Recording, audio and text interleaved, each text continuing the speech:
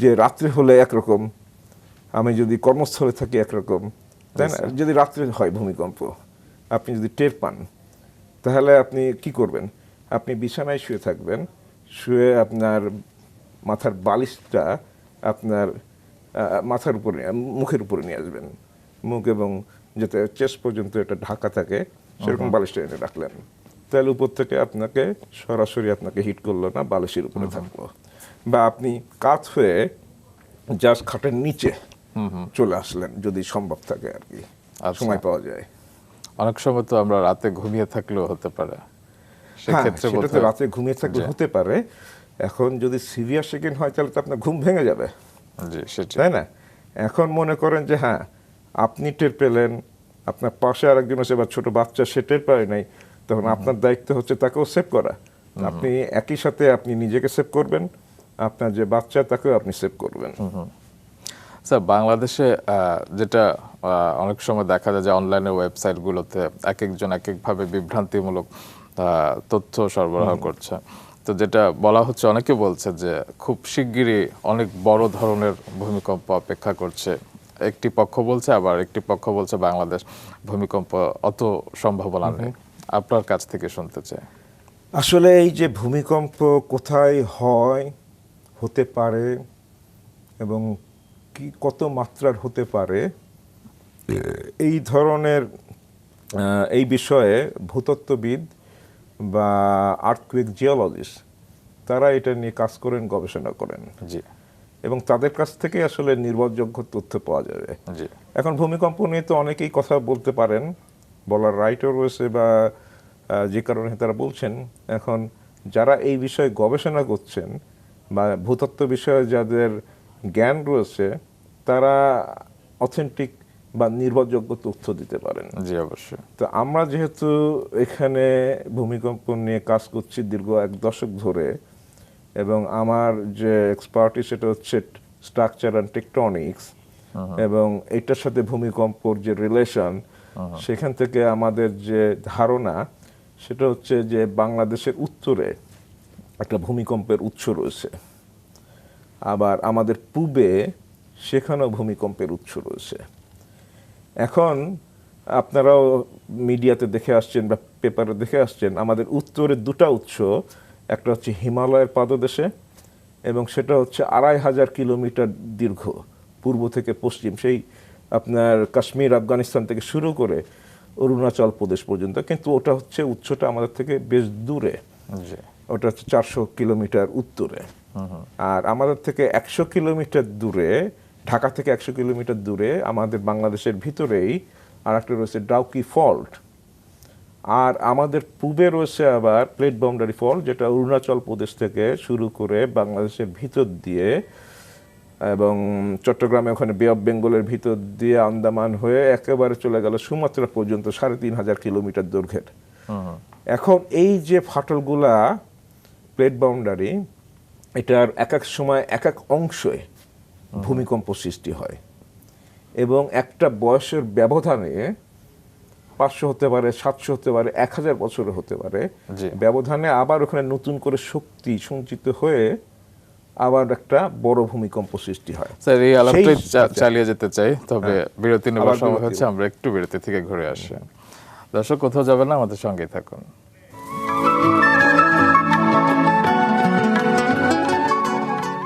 দর্শক, বিরতি পেরিয়ে আবারও চলে এলাম মেরিজ প্লাস রাঙা সকালে। আজকে প্রথম ঘন্টায় আমরা আছি ভূমিকম্প বিশেষজ্ঞ ডক্টর সৈয়দ হুমায়ুন আক্তারের সাথে। ভূমিকম্পের সাথে কিন্তু আমাদের এই রাঙা সকালের একটি সংযোগ আছে। 2013 সালে একবার ভূমিকম্প হয়েছিল, এবং সেই ভূমিকম্প আমাদের স্টুডিওতেই ছিল, যে এবং আমাদের অতিথি ছিলেন, এবং আমাদের অ্যাঙ্করাও ছিলেন, এবং অ্যাঙ্করা খুব ভালোভাবে সামলে নিয়েছিল। তো যেটা দেখা যায় যে ভূমিকম্পের প্রসঙ্গে আবার আসছি, যেটা আমার প্রশ্ন ছিল আপনার কাছে, যে আমরা কতটা ঝুঁকিতে আছে, এবং আপনি বলছিলেন আমি যেটা যেখানে ব্রেকের আগে যেখানে শেষ করছিলাম, যে এই যে দীর্ঘ ফাটলের বিভিন্ন অংশ বিভিন্ন সময়ে বড় বড় ভূমিকম্প হয়েছে, আবার অনেক অংশে ভূমিকম্প হয় নাই, ওখানে যে এনার্জি সেটা রিলিজ করে নাই, সেই অংশটাই হচ্ছে আমাদের জন্য বেশি বিপজ্জনক। এবং ওখান থেকে আমাদের গবেষণায় আমরা দেখছি যে আমাদের যেটা 100-150 কিলোমিটারের উত্তরেই আমাদের বাংলাদেশের ভিতরে ডাউকি ফল্ট, তার পশ্চিমাংশে গত 500-700 বা তারও বেশি সময় ধরে কোনো ভূমিকম্প হয় নাই এখানে। এবং এখানে দুইটা প্লেট পরস্পরের প্রতি মিলন হচ্ছে প্রতি 100 বছরে 1 মিটার করে। সো 5-7 বছরে তার মানে 5-7 মিটার এখানে চ্যুতি ঘটানোর মতো এখানে যথেষ্ট শক্তি অর্জন করে আসে। তা আমরা যে কোনো সময় এখন এখানে একটা বড় ভূমিকম্প হতে পারে, এবং সেটা রিক্টার স্কেলে আমাদের গবেষণায় 8 মাত্রার বেশি ভূমিকম্প হতে পারে। আর একটা হচ্ছে পূবের দিকে আর একটা অংশে, যেখানে ফেনী থেকে শুরু করে কুমিল্লা হয়ে মৌলভীবাজার পর্যন্ত, সেখানে একটা ফাটলের একটা অংশে গত 500-700 বা আরও বেশি অধিক সময়ে কোনো ভূমিকম্পের আমাদের কাছে রেকর্ড নেই। তার মানে এখানেও যথেষ্ট ভূত্বকের মধ্যে শক্তি সঞ্চিত হয়ে আছে।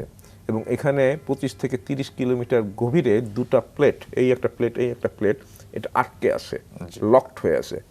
এরকম আমি এটা যাচ্ছি এরকম লকড, এটা আস্তে আস্তে শক্তি বৃদ্ধি হতে হতে হতে হঠাৎ করে এটা এরকম স্লিপ করতে পারে। সেই অবস্থাটা আমাদের উত্তরে এবং পূবে, এবং পূবেরটা ঢাকা থেকে আরও কাছে দূরত্ব, এখানে অবস্থান করছে। তার মানে ভূমিকম্প হওয়ার মতো যে উপাদান দরকার সবগুলা এখানে বিরাজ করছে, এবং আমাদের বাংলাদেশের দ্বার প্রান্তে ভূমিকম্প অবস্থান নিয়ে বসে আছে।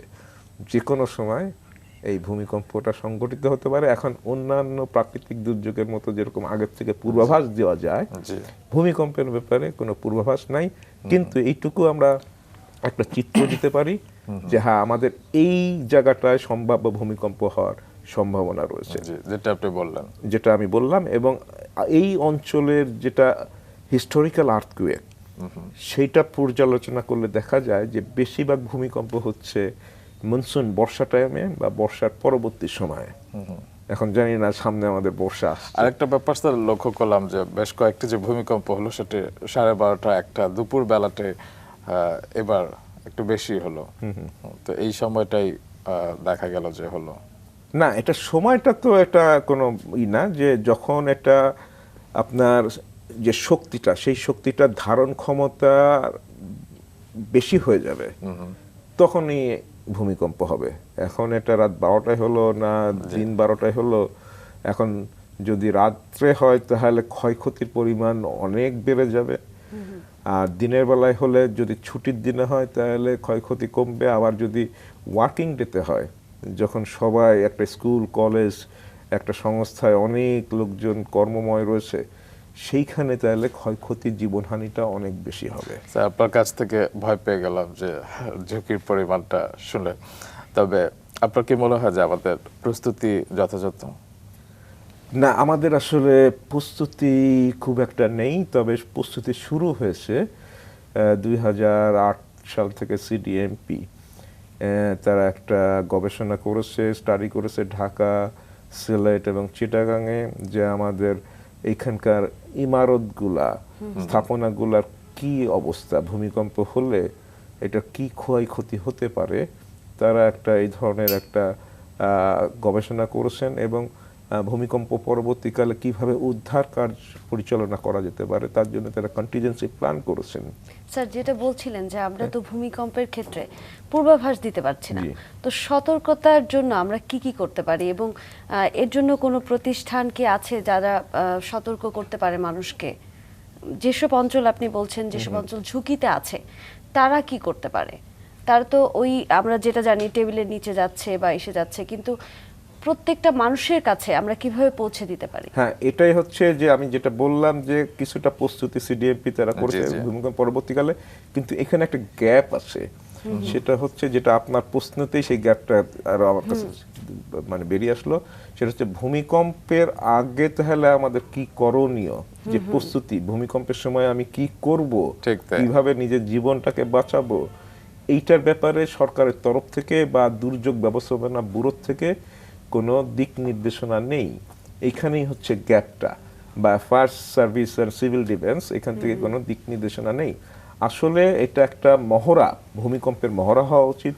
স্কুল কলেজ বা অন্যান্য প্রতিষ্ঠানে এটা একটা কম্পালসারি করা উচিত যে বছরে অন্তত হলেও একবার স্কুল কলেজগুলোতে বা সারা দেশব্যাপী, বিশেষ করে 3টা বড় সিটি যে সিটিগুলো খুবই ভালনারেবল পজিশনে রয়েছে ভূমিকম্পের দিক থেকে, সেখানে একটা মহড়া হওয়া উচিত ভূমিকম্পের, যে একটা সাইরেন বাজবে এবং তার আগে প্রশিক্ষণ দেওয়া হবে টিভির মাধ্যমে, অ্যানিমেশন প্রোগ্রামের মাধ্যমে, যে এই জায়গাগুলো হচ্ছে নিরাপদ জায়গা এবং কিভাবে নিরাপদ জায়গায় দ্রুত চলে যেতে হবে, এবার অ্যানিমেশনের মাধ্যমে দেখানো হবে 3 মাস 4 মাস।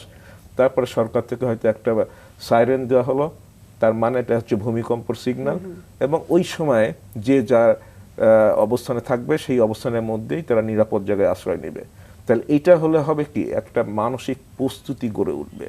তখন এই যে আমরা এবার যে আতঙ্কিত হয়ে তাড়াহুড়া করে নেমে আমাদের এবার 6 জনের প্রাণহানি হয়েছে, 6 জন 8 জন, প্রথম দফায় 6 জন, পরবর্তীতে 2 জন। তাহলে এই জিনিসটা হতো না, এবং এইরকম যদি আমরা এই মহড়াটা করি, নিজেদেরকে যদি মানসিকভাবে প্রস্তুত করি, তাহলে আস্তে আস্তে আমাদের সেই আতঙ্ক জিনিসটা কেটে যাবে। প্রত্যেকটা অফিসে রোমান আমাদের ফায়ারের জন্য কিন্তু অনেক কিছু করা থাকে, কিন্তু ভূমিকম্পের জন্য সেইভাবে কোনোভাবেই কোনো প্রশিক্ষণ বা কোনো কিছুই দেওয়া হচ্ছে না, যার জন্য মানুষের ভিতরে কিন্তু আতঙ্কের পরিমাণটা বেশি। আতঙ্কের পরিমাণটা বেশি হচ্ছে ওই কারণেই, যেহেতু ওই মহড়াটা নেই এখন। হ্যাঁ, প্রশিক্ষণ কিন্তু একটা দেওয়া হচ্ছে, সেটা হচ্ছে উদ্ধার কার্য পরিচালনা করার জন্য। কিন্তু এখানে আমার একটা প্রশ্ন, যে এই যে আমি যে ভলেন্টিয়ারদের আমি প্রশিক্ষণ দিচ্ছি উদ্ধার কাজ পরিচালনার জন্য, তাদেরকে কি আমি এই ট্রেনিংটা দিচ্ছি যে ভূমিকম্পের সময় নিজের জীবনটাকে কিভাবে নিরাপদে রাখবো? কেননা সে তো হয়তো একটা মানে দুর্বল কাঠামোর বাসাতে বসবাস করে থাকতে পারে, যেরকম পুরাতন ঢাকায়, কারণ এটা হচ্ছে কমিউনিটি লেভেলে ট্রেনিং দেওয়া হচ্ছে। কেননা আপনার উত্তরে যারা বসবাস করছে তারা তো ওই পুরাতন ঢাকায় এসে তারা উদ্ধার কার্য পরিচালনা করবে না, মানে ওই এলাকায় যারা, তাদের মধ্যে থেকে যারা ইয়াং, তাদেরকে নিয়ে ট্রেনিং দেওয়া হচ্ছে। তো ওইখানে মনে করেন আমরা জানি পুরাতন ঢাকার অবস্থা আরো খারাপ, চুন সুরকি দালান। তাহলে তাকে যদি আমি এই ট্রেনিংটা না দিই, বা তার জন্য তো স্পেশাল নিশ্চয় সরকার থাকার ব্যবস্থা করে নাই, তাহলে তাকে যদি এই ট্রেনিংটা না দিই যে ভূমিকম্পের সময় নিরাপদ থাকতে কিভাবে হবে, তাহলে সেই যদি ভূমিকম্পের সময় সে যদি নিহত হয়, তাহলে উদ্ধার কার্য কে করবে? তো এইখানে একটা গ্যাপ রয়েছে। এবং এইখানে একটা আবার আমি দেখেছি এর আগে, যখন 3 বছর আগে যখন ভূমিকম্প হলো ভুটানে, তখনও কিন্তু একই আতঙ্ক সৃষ্টি হয়েছিল, এবং ফায়ার ব্রিগেড থেকে তখন এখানে ভুল তথ্য দেওয়া ছিল যে না, আপনারা সবাই বাইরে চলে আসবেন। স্যার, আপনার কাছ থেকে আজকে অনেক কিছু জানলাম, অনেক কিছু শিখতে পারলাম। আশা করছি আমাদের দর্শকরাও অনেক উপকৃত হবে আপনার কাছ থেকে যেসব টিপস পেয়েছে। স্যার, আজকে আপনাকে আমাদের অনুষ্ঠানে আসবার জন্য অসংখ্য ধন্যবাদ। একটি বিশেষ ধন্যবাদ, কারণ আজকে একটি বিশেষ দিন। বিশেষ দিন, আজকে আপনার জন্মদিন। হ্যাঁ, আজকে আমার জন্মদিন। ধন্যবাদ, শুভ জন্মদিন স্যার। অসংখ্য দর্শক, আজকে আমাদের অতিথি ডক্টর সৈয়দ হুমায়ুন আখতারের জন্মদিন। আমরা তাকে শুভেচ্ছা জানাই, জন্মদিনের শুভেচ্ছা।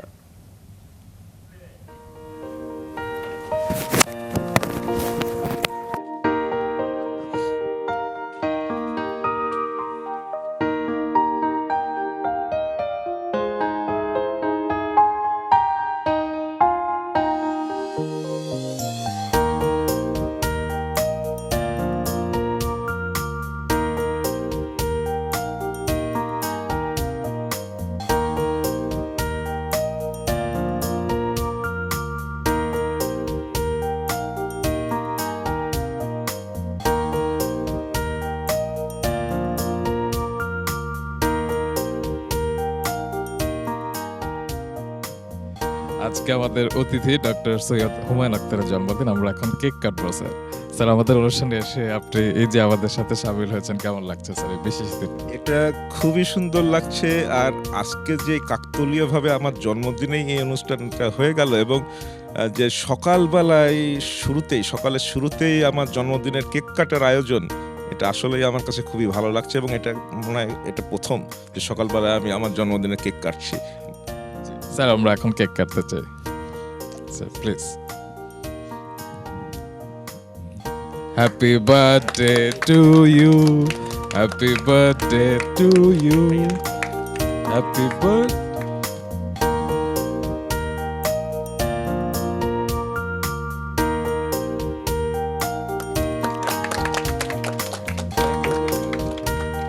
Thank you very much. দর্শক, আমরা এবার চলে যাচ্ছি নিউজ স্টুডিওতে। সেখান থেকে বিরতি পেরিয়ে আমরা আবারও চলে আসবো দ্বিতীয় পর্বে।